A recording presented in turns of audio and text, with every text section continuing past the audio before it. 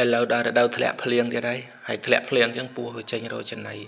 ពស់មានច្រើនប្រភេទតែថ្ងៃនេះខ្ញុំចង់និយាយពីពស់សកាចាស់តែសារស្រុកយើងវាសបោ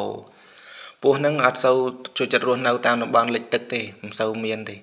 តែសម្បូរនៅខាងព្រៃភ្នំតំបន់ភ្នំដែលយើងហៅថាស្រុកលើខាងអ្នកស្រុកហ្នឹងគេចូលចិត្តធ្វើចការដាំដំណាំហើយអាសាជួបប្រទះឥឡូវខ្ញុំនិយាយពីលក្ខណៈសន្តានរបស់ពស់ហ្នឹងប្រវែងខ្ទង់ប្រហែលជាកន្លះម៉ែត្រទៅ1ម៉ែត្រហ្នឹងឯងវាអត់សូវវែងទេពស់ហ្នឹងធំតែអត់សូវវែងទេហើយអ្វីដែលសំខាន់នោះគឺពស់ហ្នឹងវាមានពឹស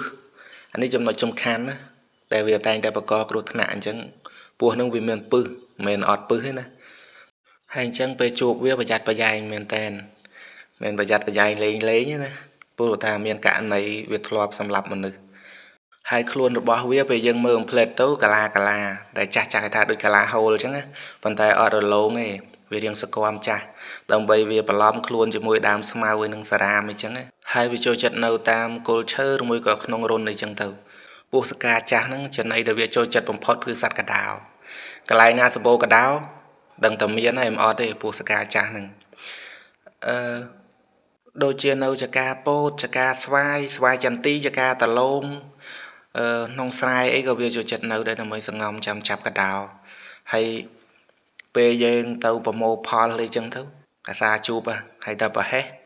អាចនឹងជន់ហើយបើជន់វាសឹងតែ 90% វាខាំហើយនេះវាជាសមត្ថភាពពិសេសរបស់វាខ្លួនវាខ្លីមែនតែវាបហាលឿនទៅលើសត្រូវឬមួយក៏ចំណីតាមឡាយសមត្ថភាពពួនសង្ងំហ្នឹងសម្រាប់ចាំចាប់ចំណីឬមួយក៏លាក់ខ្លួនទេប៉ុន្តែវាដូចម្បាំងកាយដែរយើងមើលអត់ឃើញយើងច្រឡំដើរជន់ខំបកគ្រោះថ្នាក់ចឹងទៅប៉ុន្តែវាមិនងាយទេពេលខ្លះវាក៏បញ្ចេញសំឡេងឈីតឲ្យយើងបានដឹងមុនដែរព្រោះវាអត់ចង់ជួបមនុស្សទេវាចង់កិច្ចដែរចឹងណាហើយបើយើងបានជួបវាហើយយើងដោះស្រាយតាមហ្នឹងទៅពស់សកាចាស់ដែលបង្កគ្រោះថ្នាក់ដល់មនុស្សភាគច្រើនយើងមើលស្រាលវាពេកយើងគិតថាពឹសវាអត់អី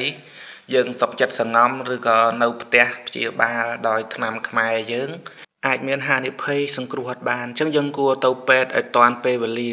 ពេទ្យណានៅចិត្តទៅពេទ្យហ្នឹងទៅព្រោះពេទ្យគេព្យាបាលជាហើយពស់សកាចាស់វាចេញរស់ស៊ីពេលយប់ពេលថ្ងៃវាសង្ងំ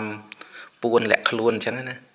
ហើយអ្នកដែលទុំតែឃើញពស់សកាចាស់ដំបងច្រឡំស្មានតែពស់ថ្លាន់ស្មានតែកូនពស់ថ្លាន់អញ្ចឹងណាតែសារស្តៀងគ្នាតែតាមពិតទៅពស់សកាចាស់ខ្ទង់ល្បាក់1គីឡូទៅ3គីឡូអញ្ចឹងឯងហើយយើងស្មានតែកូនពស់ថ្លាន់ចឹងទៅពេលទៅចាប់វាទៅបកគ្រោះថ្នាក់ដោយឡែកចំពោះអ្នកដែលបានស្គាល់ពស់សកាចាស់ហើយមើលទៅគ្មានដូចអីពស់ថ្លាន់បន្តិចហើយសម្រាប់ខ្ញុំដំបូងឃើញពស់សកាចាស់គិតតែកូនពស់ថ្លាន់ដែរហើយមានគេសួរថាពស់សកាចាស់ហ្នឹងយើងអាចហូបបានអត់ចម្លើយគឺអាចហូបបានបើឆ្អិនណាបើឆៅហូបអត់កើតទេភាគច្រើនពស់អីក៏ហូបកើតដែរតែសំខាន់យើងហ៊ានហូបអត់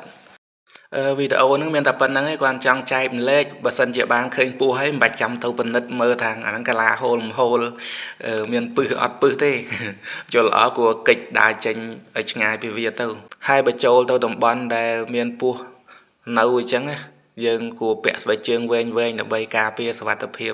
អរគុណដែលបានទស្សនាវីដេអូនេះរហូតដល់ចប់សូមកុំភ្លេចចុច like និង Subscribe ខ្ញុំម្នាក់មួយផងអរគុណ